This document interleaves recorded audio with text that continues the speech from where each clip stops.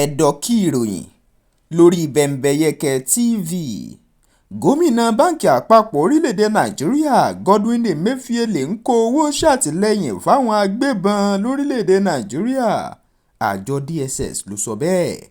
Àjọ elétò ààbò State Security Services SSS ti fi ìwé ẹ̀sùn hàn nílé-ẹjọ́ tí wọ́n fi ń fẹ̀sùn kan Godwin Emefiele pé ó ń fowó ṣàtìlẹ́yìn fáwọn agbébọn tẹ́nikẹ́ni kò sì mọ̀ wọ́n rí, tó tún fi mọ́ àwọn ikọ̀ tó ń pè fún ìlú olómìnira ti Biafra, Indigenous People of Biafra (IPOB). Ìwé ẹ̀sùn yìí ló ti wà láti oṣù kejìlá ọdún tó kọjá. Èyí gan ni àjọ elétò ààbò yìí ṣe ń bẹ ilé-ẹjọ́ gíga ìjọba àpapọ̀ tó ń fìlú Àbújá ṣe bùjókòó láti fààyè gbà wọ́n kí wọ́n lè gbé Emefiele nípa kànyáká. Ìyàlẹ́nu ló jẹ́ pé ilé-ẹjọ́ ọ̀hún lábẹ́ adájọ́ John Tso kọ̀ láti gbà kí àjọ DSS ó gbé Emefiele jàǹtò. Bẹ́ńbẹ́yẹ́kẹ́ TV jẹ́ ìkànnì tó ti lè ríròyìn bó ṣe ń lọ wò nígbà gbogbo.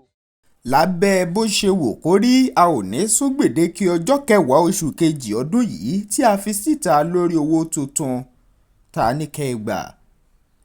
A ò ní sún gbèdéke sẹ́ẹ̀. Ó ń lọ̀rọ̀ tó jáde lẹ́nu Godwin Emefiele tó jẹ́ gómìnà báǹkì àpapọ̀ orílẹ̀-èdè Nàìjíríà. Ó ṣàlàyé ọ̀rọ̀ nípínlẹ̀ Èkó lásìkò tó bóníròyìn sọ̀rọ̀ nípàdé àwọn oníròyìn. Ó ní ẹ má tanra yín jẹ, ẹ̀yin aráàlú ẹ lọ gba owó nítorí pé a ò ní sún gbèdéke ọjọ́ 10 oṣù kejì ọdún yìí tí a fi síta lórí ọ̀rọ̀ owó náírà tuntun àti kíkó owó àtijọ́ kúrò nílẹ̀.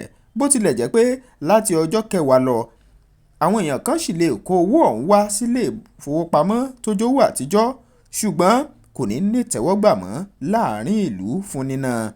Emefiele ó ní ọ̀pọ̀lọpọ̀ tí ń kégbe sí láìmọye ìgbà wípé kò dẹ̀ díẹ̀díẹ̀ nítorí ìnira tó ń bá àwọn ọmọ orílẹ̀-èdè Nàìjíríà fínra lásìkò yìí. Bẹ́ńbẹ́yẹ́kẹ́ TV jẹ́ ìkànnì tó ti lè ríròyìn bó ṣe ń lọ wò nígbà gbogbo. Emefiele kò ní kówó náírà tuntun sílẹ̀ títí oṣù kẹta. Èmi ni mo wí bẹ́ẹ̀. Fani Káyọ̀dé ló sọ̀rọ̀. Agbẹnusọ akọ̀wé ìpolongo ààrẹ ẹgbẹ́ òṣèlú All Progressives Congress APC Fẹ́mi Fani Káyọ̀dé ló sọ pé Godwin Emefiele tó jẹ́ gómìnà báǹkì àpapọ̀ orílẹ̀-èdè Nàìjíríà kò ní kówó tuntun síta títí di oṣù kẹta. Kí wọ́n tètè yọ ọ́ nípò ní o, kí wọ́n sì gbé jàǹtò.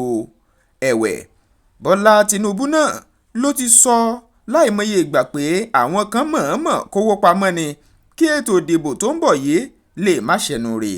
Ṣùgbọ́n ọ̀pọ̀ ìgbà ni gómìnà báǹkì àpapọ̀ orílẹ̀-èdè Nàìjíríà Godwin Emefiele ti ṣẹ́ lórí èyí tó sì sọ pé ètò owó tuntun náà kò ní ọ̀rọ̀ òṣèlú nínú o, gẹ́gẹ́ bí àwọn kan ṣe ń gbé kiri. Ọ̀rọ̀ tí Fẹ́mi Fani Káyọ̀dé sọ ló wà lójú òpó ayélujára Twitter níbi tó kọ sí. Ló ti sọ pé Emefiele fẹ́ da ètò ìdìbò rú rèé o pẹ̀lú ìlànà owó tuntun àbádì tó gbé jáde. Ẹ jẹ́ kán tètè fọwọ́ òfin gbé jàǹtò. Ẹ gbé nítorí pé kò ní kówó síta títí di oṣù kẹta ọdún tó a wà nínú ẹ̀ yìí.